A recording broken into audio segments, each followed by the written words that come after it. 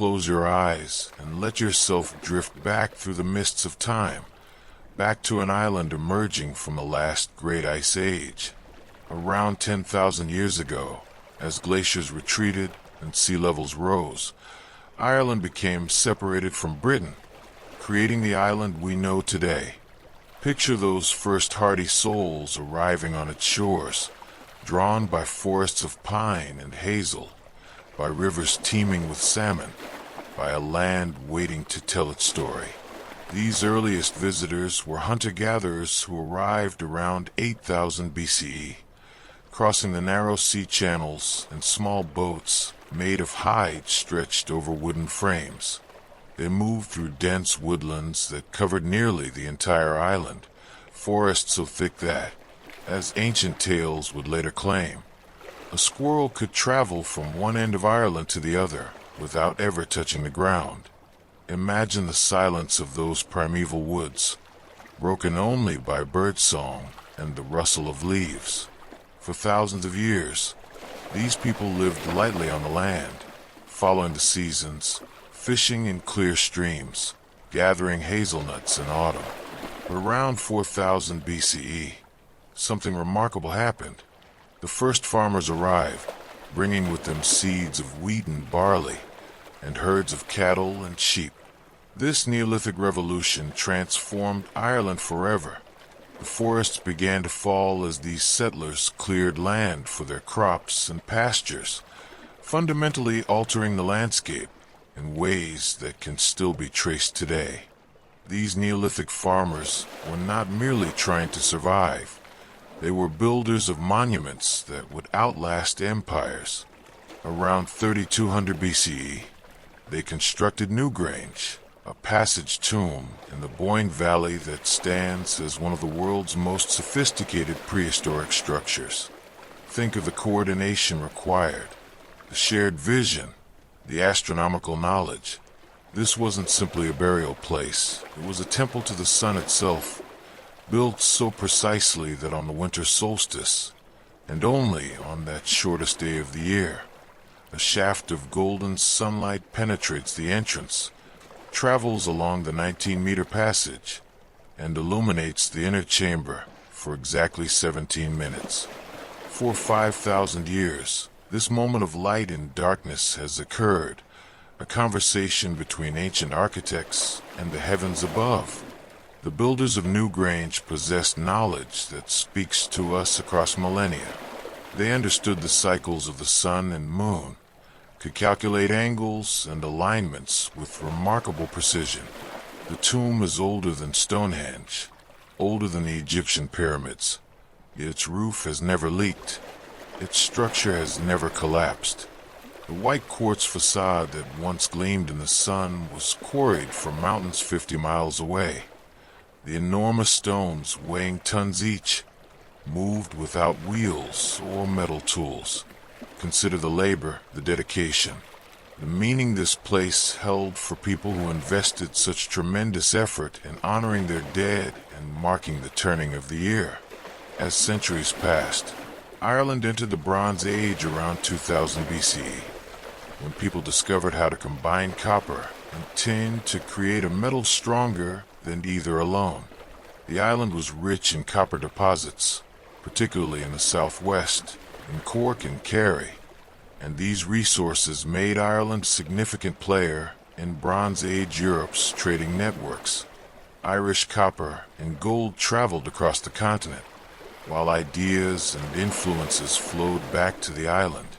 Beautiful gold lunulae, crescent-shaped collars of beaten gold, were crafted by Irish metalworkers with such skill that examples have been found as far away as Germany and Scandinavia. This was also the age when the first true kingdoms began to emerge, when tribal identity strengthened, when the patterns of Irish society started to take the shape that would define it for thousands of years to come. Picture the landscape now, more open than before, scattered with ringed forts and standing stones, with farmers working fields and shepherds watching flocks on hillsides. The great forest still stood in many places, But Ireland was becoming a land shaped by human hands, a land of stories and territories, of chieftains and communities. Around 500 BCE, a new wave of influence reached Ireland as Celtic culture from continental Europe brought new languages, new art styles, new ways of seeing the world. The Irish language, one of the oldest literary languages in Europe north of the Alps, began to take form. This was the tongue that would preserve legends, genealogies, and law codes, the language in which bards would compose poetry for over 1,000 years, passing down tales of heroes and gods, of battles and quests that still echo in Irish hearts today. The Celts brought with them the warrior culture that would define ancient Ireland's social structure, with its elaborate codes of honor, its cattle raids that were as much about prestige as wealth, its druids who held knowledge and spiritual authority. This was a society without cities, yet complex and sophisticated, organized around extended family groups called fine, held together by intricate laws governing every aspect of life, from hospitality to inheritance, from marriage to compensation for injuries. Iron tools and weapons became common, making farming more efficient and warfare more deadly, shaping an Ireland of small kingdoms constantly shifting in alliance and rivalry, a patchwork of power that would characterize the island for centuries to come. Let these images settle in your mind. The ancient forests, the golden lunuli catching firelight, the stones of Newgrange waiting in darkness for their moment of winter sun. This is where Ireland's story truly begins, in the hands and hearts of people who looked at stars and stones and saw eternity. As the centuries rolled forward like waves upon an ancient shore, Ireland remained beyond the reach of Rome's mighty legions. While Britain fell under Roman rule in 43 CE, Ireland stood alone, unconquered and untouched by the empire that dominated most of Europe. The Romans called it Hibernia, meaning land of winter, and though Roman goods, coins, and influence seeped across the Irish Sea through trade and contact, no Roman soldier ever marched in conquest across Irish soil. This meant that while Roman civilization transformed Britain with its roads, cities, and Latin language, Ireland continued to develop along its own unique path, preserving Celtic traditions and social structures that had vanished elsewhere under Roman governance. Imagine Ireland in these centuries, a land of over 150 small kingdoms, each ruled by a king whose authority rested on both his lineage and his ability to protect and provide for his people. These kingdoms were grouped into larger provincial kingdoms, with the most powerful being Ulster in the north, Connaught in the west, Leinster in the east, and Munster in the south. At the very top, in theory if not always in practice, sat the High King at Tara, the Ard Rí, whose role was more symbolic and ceremonial than absolute. The hill of Tara in County Meath became Ireland's spiritual and political center, a place where inauguration ceremonies were held, where great assemblies gathered, where the sacred and the royal intertwined beneath the open sky. The social structure of ancient Ireland was intricate and carefully defined. Society was divided into distinct classes, each with specific rights and obligations. At the top were the nobility, the kings and lords who controlled land and led warriors. Below them came the Aosdaina, the people of art and learning, a privileged class that included druids, brehons or judges, physicians, craftsmen, and the poets known as Fili. These poets held extraordinary power in Irish society, for they could compose satires so devastating that they were believed to physically harm their targets, raising blisters on the face or even causing death. A poet's praise could legitimize a king's rule, while their criticism could destroy a reputation forever. Such was the magic attributed to words in ancient Ireland, where speech itself could wound or heal, curse or bless. Beneath the nobles and learned classes came the freemen, the farmers and herders who formed the backbone of Irish society. These were people of property and dignity, entitled to speak at assemblies and protected by law. And at the bottom were the unfree, those without property rights, though even they had certain protections under the ancient law codes. What's remarkable is that these laws, known as the Brehon Laws, were remarkably sophisticated and, in some ways, surprisingly progressive.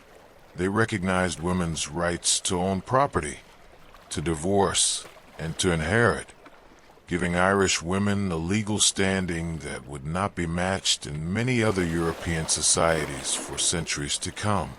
The Brehon Laws themselves were extraordinary achievements of legal thought, complex texts committed to memory by specialized judges who trained for many years to master their intricacies. These laws covered everything imaginable, from the proper compensation for different types of injuries to the obligations of hospitality, from the regulation of beekeeping to the divisions of inheritance. Rather than imposing harsh punishments, the Brehon system focused on restoration and compensation. If you injured someone, you paid an eric, a body fine, calculated according to the person's social status and the severity of the harm. The victim's family received payment, and honor was satisfied without the need for revenge or execution. It was a system that valued social harmony and the peaceful resolution of disputes. In this world of law and poetry, of kingdoms and cattle raids, religion permeated every aspect of life. Before Christianity arrived, the Irish honored a complex pantheon of gods and goddesses who personified natural forces and human concerns. The Tuatha De Danann, the people of the goddess Danu, was said to have been the divine race who ruled Ireland before the coming of mortal man, and who retreated into the Sid, the fairy mounds, when defeated. These weren't simply stories. They were living beliefs that shaped how people understood their world.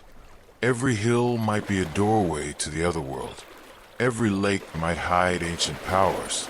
Every action required awareness of the sacred that dwelled in all things. The druids served as the intermediaries between the human and divine realms, wielding authority that rivaled that of kings. They presided over religious ceremonies, offered sacrifices to the gods, interpreted omens, and advised rulers on matters of war and peace. Their training was legendary, lasting up to 20 years, during which students memorized vast amounts of knowledge, including law, poetry, genealogy, astronomy, and the secret lore that could never be written down. The Druids believed in the immortality of the soul and its transmigration from one body to another after death, a belief that, according to classical writers, made Irish warriors fearless in battle, for they knew death was merely a doorway to another life.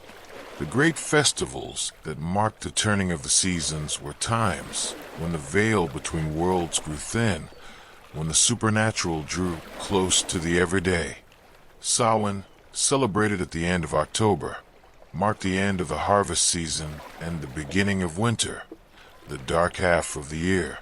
This was when the boundaries between the living and the dead dissolved, when spirits could walk among mortals, when fires were extinguished and relit to symbolize death and rebirth. Imbolc in early February celebrated the first stirrings of spring and honored Bridget, goddess of fire, poetry, and healing. The Altena in May welcomed summer with bonfires and festivities, while Lugnasad in August gave thanks for the harvest and honored the god Luff. These festivals would continue to shape Irish life even after Christianity arrived, their rhythms so deeply embedded in the culture that they could never be fully erased. Let yourself drift deeper now, into this world of sacred groves and standing stones, of poets whose words held magic, of laws that sought balance rather than vengeance. Picture the fires burning on hilltops at Samhain, the druids raising their arms beneath ancient oaks, the cattle moving along green paths between stone-walled fields, and everywhere the sense that the world you could see was only half the story, that beneath and beyond the visible lay mysteries that demanded respect and wonder. In the 5th century, as the Roman Empire crumbled and darkness seemed to descend across Europe, a light began to shine from Ireland. Around 432 CE, a Romano-British missionary named Patrick arrived on Irish shores, not as a conqueror, but as a former slave returning to the land of his captivity. As a youth, Patrick had been captured by Irish raiders and spent 6 years in servitude, herding sheep on the slopes of Slemish Mountain in County Antrim. During those long, lonely years, he found solace in prayer and, after escaping back to Britain, felt called to return and bring Christianity to the Irish people. His mission would transform Ireland in ways that rippled across the entire medieval world.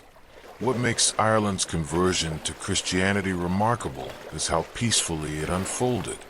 Unlike in other lands where the new faith came with Roman armies and forced conversions, in Ireland Christianity spread through persuasion and adaptation. Patrick and the missionaries who followed him were wise enough to weave Christian teachings into the existing cultural fabric rather than tearing it apart. Old sacred sites became locations for new churches. Pagan festivals were transformed into Christian holy days, and the Druids' emphasis on learning and oral tradition found new expression in Christian monasticism. The Irish didn't simply accept Christianity, they made it their own, creating a unique Celtic Christian tradition that honored both their ancestral wisdom and their new faith. By the 6th century, Ireland had become a land of saints and scholars, dotted with monasteries that served as centers of learning, art, and spiritual devotion. These weren't the grand stone abbeys you might imagine, but rather communities of simple wooden buildings and small stone churches, surrounded by circular enclosures where monks lived, prayed, studied, and worked. Monasteries like Clonmacnoise, founded by St. Kieran on the banks of the River Shannon around 544 CE, became cities of God, places where hundreds of monks and students gathered to copy manuscripts, study scripture, master Latin and Greek, and preserve the knowledge of the ancient world at a time when much of Europe had descended into illiteracy and chaos. Irish monks developed a distinctive artistic style that flowered into breathtaking beauty. The illuminated manuscripts they created, with their intricate interlacing patterns, spirals, and animal forms, represent some of the highest achievements of medieval art. The Book of Kells, created around 800 CE, stands as perhaps the most magnificent example, a gospel book so elaborate and detailed that it's been called the work of angels. Imagine the patience required, the steady hand and devoted heart that could spend months or years decorating a single page with designs so complex that modern viewers still discover new details with each viewing. The monks used pigments derived from plants and minerals, some imported from as far away as Afghanistan, creating colors that remain vibrant after more than 1,000 years. But Irish monks didn't only preserve learning within their own shores. They became missionaries themselves, carrying Christianity and classical knowledge back to a Europe devastated by barbarian invasions and the collapse of Roman civilization. From the 6th century onward, Irish monks traveled across the continent, founding monasteries in Scotland, England, France, Germany, Switzerland, and even Italy. St. Columba established the monastery of Iona off the Scottish coast in 563 CE, which became a center from which Christianity spread throughout Scotland and northern England. St. Columbanus traveled to Gaul and founded monasteries at Luxeuil and later at Bobbio in Italy, bringing Irish learning and monastic discipline to the continent. These wandering scholars, driven by a concept called peregrinatio, or pilgrimage for Christ, became the missionaries who helped rebuild European Christianity and learning after Rome's fall.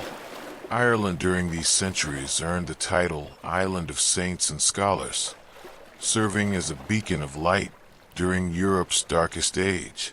While libraries burned and cities fell elsewhere, Irish monasteries carefully copied not only religious texts, but also classical works by authors like Virgil, Cicero, and Plato. They studied astronomy and mathematics, composed poetry in both Latin and Irish, and developed a tradition of nature poetry that celebrated the beauty of creation with a freshness and immediacy that still speaks to us today. A 9th century Irish monk, sitting in his scriptorium, wrote in the margin of the manuscript he was copying a simple poem about his cat Pangurban, comparing the cat's hunting of mice to his own hunting of meaning in difficult texts. Such moments of humanity shine across the centuries, like stars in darkness. The Irish monks lived under strict rules, following the guidance of their abbots and seeking holiness through prayer, fasting, and labor. Some monks sought even greater isolation, becoming hermits on remote islands or in wilderness cells where they could commune with God away from all distractions. The Skellig Michael, a jagged rock rising from the Atlantic off the Kerry coast, became home to a monastery where monks built stone beehive huts and clung to narrow ledges 600 feet above the churning sea. To live there required absolute dedication, ascending and descending treacherous stone steps cut into the cliff face, enduring howling winds and salt spray, sustained only by faith and the desire for spiritual perfection. Even today, the ruins of that impossible monastery inspire awe at the lengths to which these holy men would go in search of closeness to the divine. The Irish monks also developed a unique form of penance that emphasized private confession and personal spiritual guidance. Unlike the public penance practiced elsewhere in the Christian world, Irish monks created detailed penitentials, handbooks that listed sins and their appropriate penances, allowing for individual spiritual direction. This practice, exported by Irish missionaries to the continent, would eventually transform Christian practice throughout Europe, making private confession the norm and emphasizing personal relationship with God rather than purely communal religious experience. Let your mind rest now in the quiet of a monastery scriptorium, where candlelight flickers on vellum pages, and the only sounds are the scratch of quill on parchment and the distant chanting of monks at prayer. Feel the peace of those stone cells on Skellig Michael, where the world falls away and only sky and sea remain. Breathe in the incense and beeswax, the smell of oak gall ink and wet wool, and know that in these places, through dark centuries, the light of learning and faith burned steady and bright, tended by faithful hands that copied, prayed, and believed that their work would echo into eternity. But even as Ireland flourished in its golden age of monasticism and learning, storm clouds gathered on the horizon. In 795 CE, sleek wooden ships with carved dragon prows appeared off the coast of Lambay Island near Dublin, and Norse raiders swept ashore with fire and sword. The Viking Age had come to Ireland. These Norsemen, sailing from Norway and Denmark, saw the rich, undefended monasteries as perfect targets for plunder.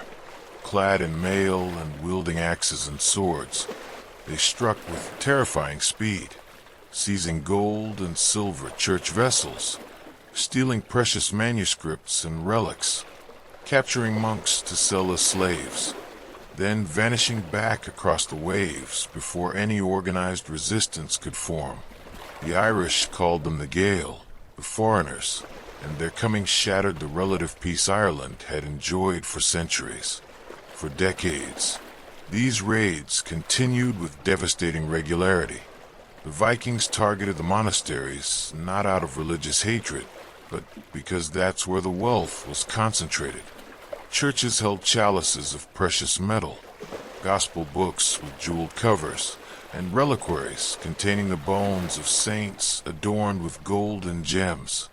The monks, devoted to prayer and study rather than warfare, were easy victims. Coastal monasteries were hit first and hardest. Iona, that beacon of Irish Christianity in Scotland, was attacked repeatedly.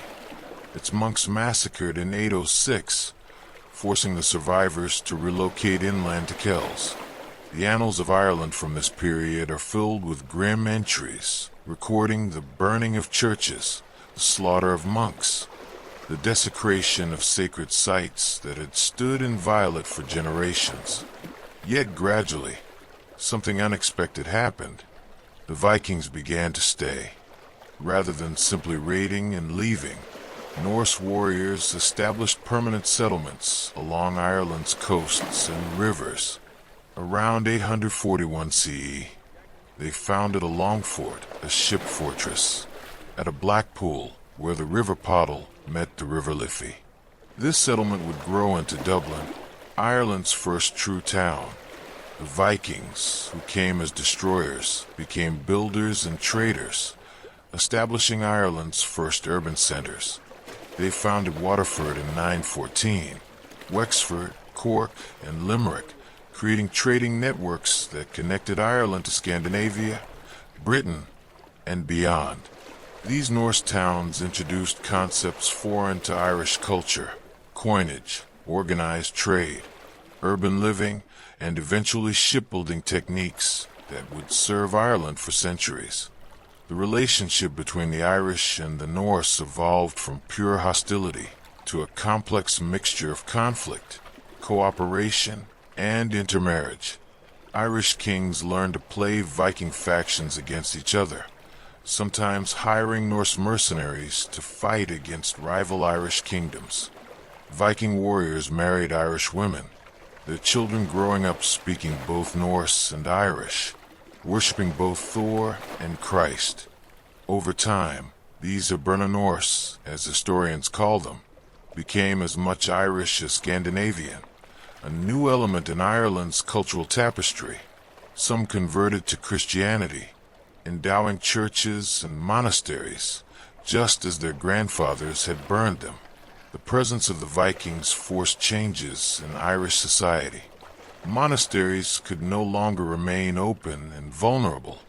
Round towers began to appear across the Irish landscape, tall stone structures with doors placed well above ground level, designed as places of refuge where monks could retreat during raids. Pulling up the ladder behind them, these elegant towers, tapering toward the sky like stone fingers pointing to heaven, became characteristic features of Irish monastic sites.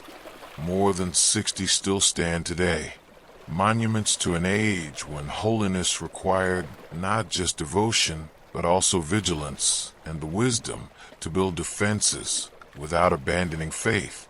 Irish kings also began to dream of greater unity. The presence of a foreign threat created pressure for Irish kingdoms to cooperate rather than constantly war among themselves. In the early 10th century, the Ui Neil dynasty of the northern half of Ireland and the Iaganachta of Munster in the south competed for supremacy, each trying to make their claim to the high kingship at Tara more than merely ceremonial. The concept of a true high king who could command all Ireland's forces remained more aspiration than reality, but the Viking presence made that aspiration seem more necessary than ever before. The most famous confrontation between Irish and Viking forces came in 1014 at the Battle of Clontarf, just north of Dublin.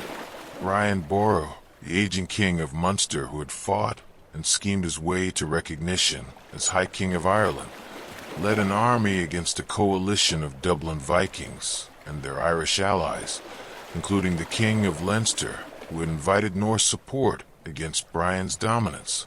On Good Friday, as legend tells it, the two armies clashed in a day-long battle of terrible ferocity. Brian's forces won a decisive victory, breaking Viking power in Ireland forever, but Brian himself was killed, murdered in his tent by fleeing Viking warriors. He was 73 years old, and his death marked both a triumph and a tragedy, for with him died the best chance Ireland had yet seen for lasting unity under a single strong ruler. After Clontarf, the Viking threat faded, but the Viking legacy remained. The towns they founded continued to thrive as commercial centers. Norse artistic styles influenced Irish metalwork and stone carving. Words from Old Norse entered the Irish language, particularly terms related to ships and trade. The Vikings had forced Ireland to engage with the wider world in new ways, ending its isolation and connecting it to European trade networks and political currents. Ireland would never again be quite as separate, quite as uniquely itself, as it had been before those dragon ships first appeared on the horizon. Breathe slowly now, and picture that morning after Clontarf, the battlefield silent except for the cries of ravens, the waters of Dublin bay lapping gently against the shore, as if the earth itself were exhausted from violence. See the round towers standing sentinel over green valleys, the monks emerging cautiously to resume their prayers, the Viking traders in Dublin streets speaking Irish to their customers, and everywhere the sense that one age is ended and another has begun, that Ireland has survived the storm and will endure, changed but unbroken, its spirit intact beneath all the scars of history. In the centuries following Clontarf, Ireland enjoyed a period of relative peace and cultural flourishing. The 12th century saw a remarkable revival of Irish art and architecture, a time when the Hiberno-Romanesque style emerged, blending Irish artistic traditions with influences from continental Europe. Stone churches replaced older wooden structures, their doorways carved with intricate geometric patterns, human faces, and fantastical beasts. Cormac's Chapel at the Rock of Cashel, consecrated in 1134, stands as perhaps the finest example of this style.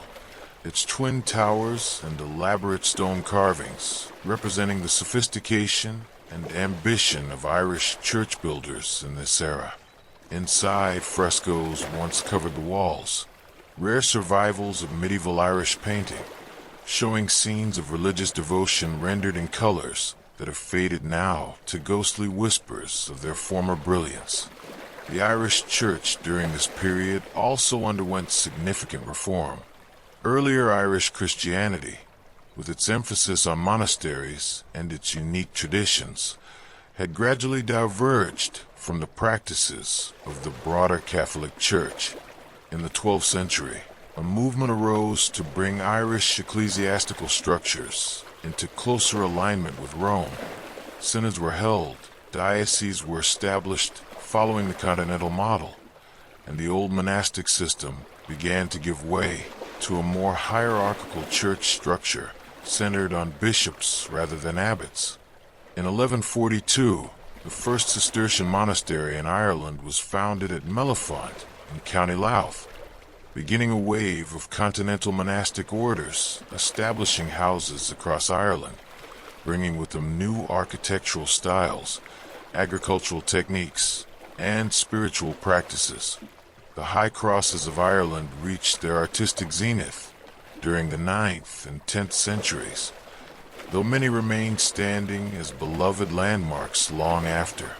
These massive stone crosses, some standing over 20 feet tall, were carved with biblical scenes and Celtic designs, serving as teaching tools for a largely illiterate population and as focal points for outdoor religious ceremonies.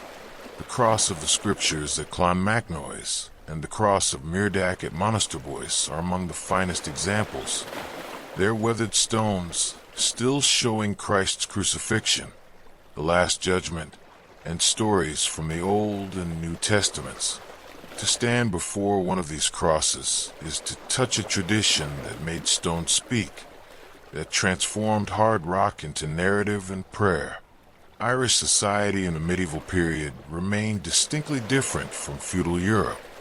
The clan system persisted, with land held collectively by family groups rather than by individual lords in the European manner. The old Brehon laws continued to govern daily life, existing alongside newer church laws and a complex legal dualism. Irish kings still gained their positions through a system called tanistry, where a successor was chosen from among eligible male relatives during the king's lifetime, theoretically ensuring that the most capable leader would inherit rather than simply the eldest son. This system aimed to provide strong leadership, but often resulted in violent competition among claimants, weakening kingdoms through internal strife. The Irish language continued to thrive, with a rich tradition of literature being composed and copied. The great mythological cycles, the Ulster cycle with its tales of Cú Chulainn and Queen Med, the Fenian cycle with its stories of Finn Mac Cumhale and his warriors the Fianna, written down in their fullest forms during the medieval period, preserving oral traditions that stretched back into the mists of prehistory. These weren't merely entertainment, but repositories of cultural identity, linking medieval Irish people to their ancestral past, teaching values of honor, loyalty, and courage through the exploits of legendary heroes who faced monsters, gods, and impossible choices. Irish women in this period held positions that would have surprised their European counterparts. Under Brehon law, women could own property independently, enter professions, and even divorce their husbands under certain circumstances, taking their property with them. Female poets, physicians, and landowners appear in the historical record, though not as frequently as men. Some women achieved remarkable prominence, like Derfforgil, a 12th century noblewoman whose personal choices would inadvertently change Irish history, or the legendary Gormlaith, who is said to have been married to 3 kings and to have influenced the politics of her age through her intelligence and determination. The Irish economy during these centuries remained primarily pastoral, with cattle serving as the main measure of wealth and the focus of much social activity. Cattle raids, formalized in law and celebrated in literature, were not simply theft, but a way for young warriors to prove their courage and for kingdoms to assert dominance over rivals. The famous epic Táin Bo Cuailnge, the cattle raid of Cooley, centers on Queen Medb's attempt to steal a magnificent bull from Ulster, leading to a war in which the hero Cú Chulainn single-handedly defends his province. While this tale was set in the distant past, it reflected real social values and practices that persisted into the medieval period, where one's honor and status were measured in herds, and where the rustling of cattle carried both economic and symbolic significance. But storm clouds were again gathering on the horizon. In 1169, the first Norman knights landed in Ireland, invited by Diarmait Mac Murchada, the deposed king of Leinster, who sought their help in regaining his throne. These warriors, descendants of the Vikings who had settled in Normandy and then conquered England a century earlier, came with superior military technology, horses and armor, castles and siege weapons that the Irish had never encountered. What began as one exiled king's desperate gamble to reclaim his kingdom would spiral into an invasion that would alter Ireland's destiny forever. The Normans, later known as the Anglo-Normans, or simply the English, would never fully leave, and their arrival marks the beginning of a struggle that would define Irish history for the next 800 years. Let these images settle gently in your mind as you drift towards sleep. See the stonemasons carving doorways at Cormac's Chapel, their chisels ringing against stone. Watch the monks at Mellifont harvesting their fields according to Cistercian discipline. Stand before the high crosses as evening light turns the stone golden, the carved figures seeming almost to move in the changing shadows. Picture the cattle being driven along ancient roads, the warriors boasting around night fires, the poets reciting genealogies that connected living people to ancestors 1,000 years dead. And on the shore, see those first Norman ships arriving, their sails filling with wind, bringing the future whether Ireland wished it or not. Rest now in this moment before everything changes. In the last breath of ancient Ireland before the medieval world closes in, knowing that all these stories, all these struggles and achievements, all this beauty and sorrow have brought us to where we are now, that the past lives on in stone and story, in language and landscape, in the very bones of the island itself. Sleep well, and let the centuries whisper their secrets as you dream.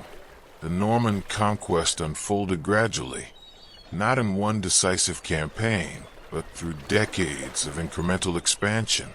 The leader of the initial Norman force was Richard of Clare, known as Strongbow, a Welsh Norman lord seeking to rebuild his fortunes. In exchange for his military aid, Diarmait Mac Murchada promised Strongbow his daughter Aoife in marriage and succession to the Kingdom of Leinster. When Diarmait died in 1171, Strongbow claimed Leinster as his own, becoming the first Norman to hold an Irish kingdom. This alarmed King Henry II of England, who worried his barons might create an independent Norman kingdom in Ireland beyond his control. So Henry himself crossed the Irish Sea with a large army, not to conquer Ireland from the Irish, but to assert his authority over his own Norman lords. Henry II's arrival in 1171 marked the official beginning of English involvement in Ireland, a connection that would last more than 7 centuries. Henry received the submission of many Irish kings, who saw in the distant English monarch a potential ally against both the Normans and their Irish rivals. The kings didn't understand that they were setting a precedent that would be used centuries later to claim English sovereignty over all Ireland. In 1175, the Treaty of Windsor attempted to divide Ireland between the Irish High King, Ruaidhri Conchobar, and Henry II, but this compromise quickly collapsed as neither side could or would control the actions of their subordinates. Norman lords continued to seize Irish lands, while Irish kings raided Norman territories, and the treaty became merely another artifact of failed diplomacy. The Normans brought with them a revolution in military architecture. Stone castles began to rise across the Irish landscape. First simple modern bailey structures of earth and timber, then massive stone keeps and curtain walls. These fortifications were unlike anything Ireland had seen before. Trim Castle in County Meath, built by Hugh de Lacy around 1172, grew to become the largest Anglo-Norman castle in Ireland, its 20-sided tower dominating the landscape for miles around. These castles weren't merely military installations, but centers of Norman power, from which knights and lords controlled the surrounding countryside, collected taxes, and administered a legal system based on English common law rather than the ancient Brehon traditions. The Normans also transformed Irish agriculture and settlement patterns. They introduced the manor system, with its emphasis on tillage and grain production rather than the Irish focus on pastoralism. They founded market towns where none had existed before, bringing with them merchants, craftsmen, and traders. They built water mills for grinding grain and fish weirs for catching salmon.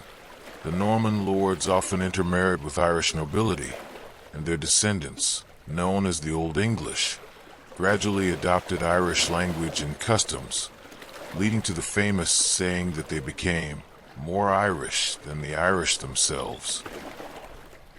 Families like the Fitzgeralds, Butlers, and Burkes would play major roles in Irish history for centuries, occupying an ambiguous position between the Irish and English worlds.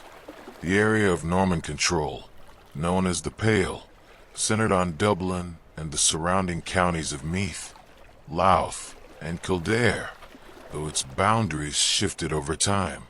Within the Pale, English law and customs predominated, English was spoken, and loyalty to the English crown was, at least nominally, maintained. Beyond the Pale lay the Irish territories, where Gaelic lords maintained their independence and traditional ways of life, and the territories of the Old English families, who had become Gaelicized. The phrase "beyond the Pale," meaning outside the boundaries of acceptable behavior, comes directly from this medieval Irish context, where beyond the Pale meant the wild Irish lands where English authority didn't reach. Irish resistance to Norman expansion took many forms. Some Irish kings fought pitched battles against the invaders, though the Normans' heavy cavalry and castle fortifications gave them significant military advantages. Other Irish lords adopted Norman military techniques, building their own castles and hiring mercenary soldiers, called gallowglasses, fearsome warriors recruited from the Scottish Highlands and Islands who fought with long axes and broadswords. These gallowglasses, whose name comes from the Irish gallowglay, meaning foreign young warriors, became a fixture of Irish warfare, serving various Irish lords for generations and forming a professional military class that could stand against Norman knights. The Black Death arrived in Ireland in 1348, entering through the ports and spreading rapidly through the Norman towns and settlements. The plague struck the densely populated Norman areas hardest, killing perhaps a third of the population in the towns and the Pale. The Irish, living in more scattered rural settlements, suffered less severely, and the demographic catastrophe temporarily shifted the balance of power back toward the Gaelic Irish. In the wake of the plague, Norman control weakened, Irish lords expanded their territories, and the Gaelic resurgence of the 14th and 15th centuries saw Irish culture and language spreading back into areas that had been Normanized, as the Old English families increasingly adopted Irish ways. The Irish legal profession evolved in fascinating ways during this period. While English common law was introduced in Norman territories, the Brehon law continued to be practiced in Irish areas, creating a complex legal landscape where different law codes operated in different regions, sometimes within miles of each other. Professional jurist families, called Brehons, maintained their traditional learning, memorizing the ancient law texts and adjudicating disputes according to customs that stretched back over 1,000 years. These families, like the MacAdagain and MacEgan families, passed their legal knowledge from generation to generation, and their manuscript collections preserve some of the oldest legal traditions in Europe, a bridge between the ancient world and the medieval present. Throughout these centuries of change and conflict, Irish literary and artistic traditions continued to flourish. The Bardic schools trained poets in the complex meters and strict rules of formal Irish verse, a training that could last 12 years or more. These poets, employed by Irish and Old English lords alike, composed praise poetry celebrating their patrons' ancestry and deeds, satires against their enemies, and elegies lamenting the deaths of great men and women. The harp became Ireland's national symbol during this period, with Irish harpers achieving fame throughout Europe for their skill and artistry. The bardic tradition maintained continuity with Ireland's ancient past, keeping alive genealogies and historical memories, preserving the Irish language in its classical form even as English encroached, and maintaining a cultural identity that could survive conquest, plague, and the slow erosion of the old Gaelic order. Let your breathing slow and deepen now, matching the rhythm of waves on an Irish shore, the eternal pulse of tide and time. See the castles rising stone by stone, the plague carts rolling through empty streets, the gallows marching to war with their great axes gleaming, the bards seated by firelight composing verses that would outlive kingdoms. Picture the Brehons settling disputes under ancient oak trees, speaking laws that had guided their ancestors since before Patrick came, while in Norman halls, English justices applied the king's law to questions of land and loyalty. Ireland has become a land of layers now, Irish and Norman, Gaelic and English, each culture influencing the other, resisting the other, creating something new that is neither one thing nor the other, but distinctly, unmistakably Irish. Rest in this knowledge that identity survives conquest, that culture adapts and endures, that the story continues through all trials and transformations. Sleep well and dream of ancient Ireland, of all it was and all it became, of the long road that brought us from standing stones to stone castles, from druids to monks to bards, from tribes to kingdoms to the complicated, beautiful tapestry of a people who never forgot who they were, no matter how much the world around them changed.